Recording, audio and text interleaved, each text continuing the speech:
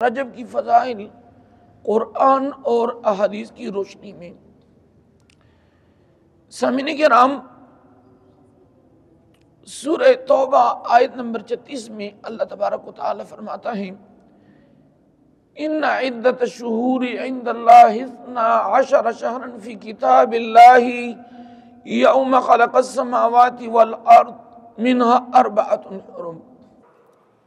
اللہ رب العزت فرماتا ہے کہ اللہ کے ہاں مہینوں کی گنتی 12 شہرن 12 مہینے ہیں۔ جس طرح انگریزی مہینے جنوری سے دسمبر تک ان کی جو گنتی ہے تعداد ہے 12 ہے، تو فرمایا کہ اسی طرح جو اسلامی مہینے ہیں محرم سے شروع ہوتے ہیں اور ذوالحجۃ الحرام ان کا آخری مہینہ ہوتا ہے، تو اسلامی مہینوں کی تعداد بھی 12 ہیں۔ اور فرمایا کہ جس دن سے اللہ نے زمین و آسمان کو پیدا فرمایا ہے، جس دن سے اللہ نے زمین و آسمان کی تخلیق کی ہے، اسی دن سے، چونکہ یہ جو حساب کتاب ہے اس کا تعلق جو ہے سورج اور چاند کے ساتھ ہے، چونکہ ایک زمانہ تھا کہ سورج چاند اللہ نے پیدا نہیں کیا تھا، تو اس وقت جو ہے اس زمانے کا جو حساب ہے دن ہے رات ہے، تو جب سے اللہ نے سورج چاند کو پیدا فرمایا ہے زمین آسمان کو، تو فرمایا کہ اسلامی مہینوں کی تعداد جو گنتی ہے وہ بھی 12 ہیں، لیکن فرمایا منہا 4 حرم، 12 مہینوں میں سے 4 مہینے حرمت اور تعظیم والے مہینے ہیں۔ اور حضور صلی اللہ علیہ وآلہ وسلم نے فرمایا ہے کہ 3 متوالیات، 3 مہینے جو ہیں وہ پے در پہ ہیں، وہ ہیں ذی قعدۃ الحرام، ذی الحجۃ الحرام اور محرم، یعنی 3 مہینے ایک ساتھ ہیں، اور ایک مہینہ وہ علیحدہ ہے، وہ رجب کا ہے۔ تو ذی قعدۃ الحرام، ذی الحجۃ الحرام، محرم، رجب، اللہ رب العزت فرماتا ہے کہ یہ حرمت اور تعظیم عظمت والے مہینے ہیں، عبادت والے مہینے ہیں، احترام والے مہینے ہیں، ذکر و اذکار والے مہینے ہیں، درود شریف کی کثرت کرو، اس میں تلاوت کی کثرت کرو، ان مہینوں میں نیکیوں کی کثرت کرو، گناہوں سے خصوصی طور پر ان مہینوں میں۔ تو غرض یہ ہے کہ کفار ان مہینوں میں جنگ و جدل کرتے، اللہ نے فرمایا کہ یہ مہینے عظمت و تعظیم والے مہینے۔ بہرحال قتادہ رضی اللہ تعالی عنہ تفسیر بغوی میں فرماتے ہیں، تفسیر بغوی نے روایت کیا ہے کہ نوح علیہ السلام اور ان کے جو ساتھی ہیں رجب کے مہینے میں کشتی میں سوار ہو گئے۔ مشہور واقعہ سورۃ ہود میں وقال ارکبوا فیہا بسم اللہ مجریہا ومرساہا ان ربی لغفور رحیم وہی تجری بہم فی موج کالجبال ونادى نوح ابنہ وکان فی معزل یا بنی ارکب معنا ولا تکن مع الکافرین۔ نوح علیہ السلام اور ان کے ساتھی رجب کے مہینے میں کشتی میں سوار ہو گئے، تو نوح علیہ السلام نے بھی رجب کے مہینہ میں روزہ رکھا اور اپنے ساتھیوں کو بھی حکم دیا کہ آپ لوگ احتراماً اس مہینے میں روزہ رکھ لیں۔ تو اللہ رب العزت نے نوح علیہ السلام اور ان کی قوم کو نجات دلائی۔ یہ مہینہ رجب کا مہینہ تھا۔ اس میں یہ ہے کہ اس مہینے میں نوح علیہ السلام اور ان کے ساتھیوں نے خصوصیت کے ساتھ روزے کا اہتمام فرمایا تھا۔ تو لہذا اس مہینے میں یعنی رجب کے مہینے میں، چونکہ یہ رجب ہے، اس کے بعد شعبان ہے، شعبان کے بعد رمضان ہے، یہ رجب کا مہینہ رمضان کا آغاز ہے، ایک طرح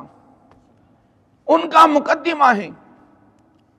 تو اس لیے عبد القادر جیلانی رحمۃ اللہ تعالی علیہ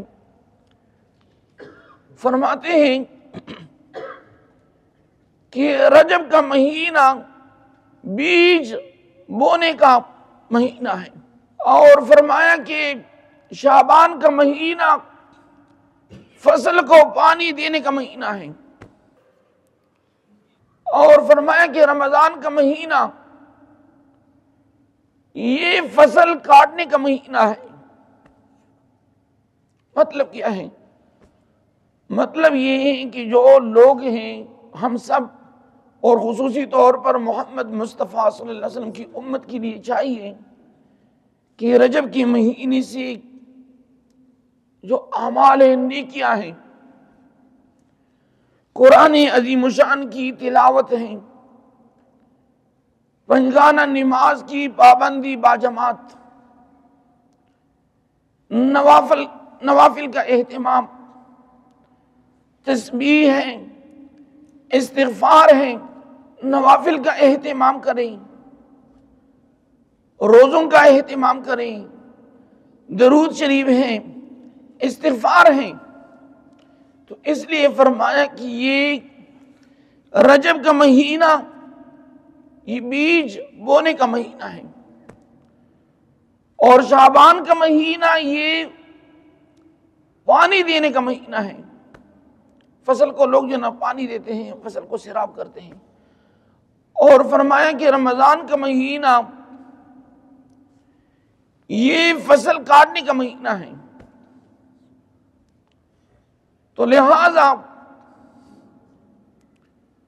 رجب کے مہینے میں خصوصیت کے ساتھ عبادت، نوافل، نفلی روزے، قرآن عظیم الشان کی تلاوت، گناہوں سے اجتناب، نیکیوں میں کثرت، اور جو پچھلی گناہ ہیں ان سے بندہ توبہ طائف ہو جائیں، استغفار کی کثرت کریں۔ عبداللہ ابن عمر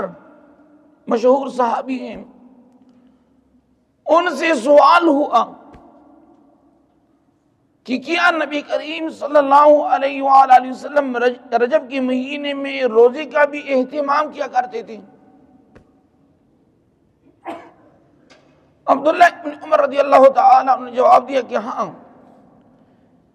رجب کے مہینے میں نبی کریم صلی اللہ علیہ وآلہ وسلم روزوں کا اہتمام کیا کرتے تھے، روزے رکھتے تھے، اور ان روزوں کی اہمیت بھی بیان کرتے صحابہ کرام کو۔ تو لہذا ہمیں بھی چاہیے، چونکہ یہ ایک قسم کی مشق ہے، یعنی یکدم رمضان کے روزے رکھنا یہ مشکل مرحلہ ہوتا ہے۔ تو اس لیے رجب کے مہینے میں، شعبان کے مہینے میں جو صحت مند لوگ ہیں، اور ویسے بھی دن اور احادیث میں بھی آئے ہیں، نبی کریم صلی اللہ علیہ وآلہ وسلم نے فرمایا کہ مجھے سردی کا جو موسم ہے وہ پسند ہے۔ فرمایا کہ سردی کے موسم میں راتیں لمبی ہوتی ہیں، ان راتوں میں اگر بندہ چاہے تو رات کو تہجد بھی پڑھ سکتے ہیں، تہجد کی ٹائم تلاوت بھی کر سکتے ہیں، اور سردی کے دن چھوٹے ہوتے ہیں۔ نبی علیہ السلام نے فرمایا کہ ان دنوں میں اگر کوئی بندہ چاہے تو روزہ بھی رکھ سکتے آسانی کے ساتھ، چونکہ دن چھوٹے ہیں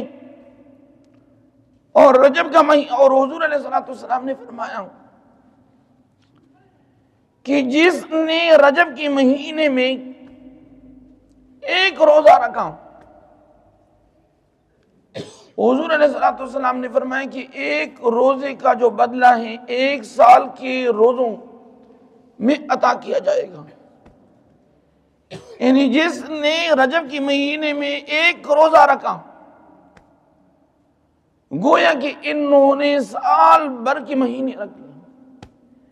یعنی ایک روزے کا اجر و ثواب 12 مہینوں کے اجر و ثواب کے برابر ہیں۔ اور اس حدیث کو مسند الفردوس میں روایت کیا ہے۔ اور ابو ہریرہ رضی اللہ تعالی عنہ فرماتے ہیں کہ جب نبی کریم صلی اللہ علیہ وآلہ وسلم رجب کے مہینے میں روزوں کا اہتمام کرتے تو فرمایا کہ ہم سمجھتے کہ حضور علیہ السلام افطار نہیں کرے گا، یعنی رجب کے مہینے میں اتنے کثرت سے روزے رکھتے تھے، اور جب افطار کرتے تو ہم یہ سمجھتے کہ اب حضور علیہ السلام اس میں روزہ نہیں رکھے گا۔ اس حدیث اور اسی طرح عبداللہ ابن عباس رضی اللہ تعالی عنہ کی حدیث بھی ہے کہ رجب کے مہینے میں نبی کریم صلی اللہ علیہ وآلہ وسلم کثرت کے ساتھ روزوں کا اہتمام کیا کرتے تھے۔ اور قتادہ رضی اللہ تعالی عنہ فرماتے ہیں کہ رجب کے مہینے میں نیک عمل کا اجر و ثواب جو ہے دگنا کیا جاتا ہے۔ تو اس لیے آپ لوگ رجب کے مہینے میں نیکیاں زیادہ کرو، استغفار ہیں، صلاۃ و سلام ہے، درود ہیں، تسبیح ہیں، تحلیل ہیں، قرآن عظیم الشان کی تلاوت ہیں۔ اور فرمایا کہ رجب کے مہینے میں گناہ تو ویسے بھی گناہ ہیں، عام مہینوں میں بھی گناہ کبیرہ ہیں، لیکن رجب کے مہینے میں گناہ کا جو وبال ہے وہ بھی دگنا کیا جاتا ہے۔ تو لہذا رجب کے مہینے میں کوشش کیا کریں کہ گناہوں سے اجتناب کریں، اپنے آپ کو گناہوں سے محفوظ کریں، گناہوں سے بچائیں۔ نبی کریم صلی اللہ علیہ وآلہ وسلم عبداللہ ابن عباس رضی اللہ تعالی عنہ روایت کرتے ہیں کہ نبی کریم صلی اللہ علیہ وآلہ وسلم رجب کے مہینے میں کثرت سے روزوں کا اہتمام فرماتے تھے، اور ساتھ ساتھ صحابہ کرام، اور حدیث میں واضح طور پر آیا ہے کہ صحابہ جب دیکھتے کہ حضور علیہ السلام روزے زیادہ رکھتے ہیں، صحابہ بھی ساتھ اسی عمل کو اختیار کرتے ہیں۔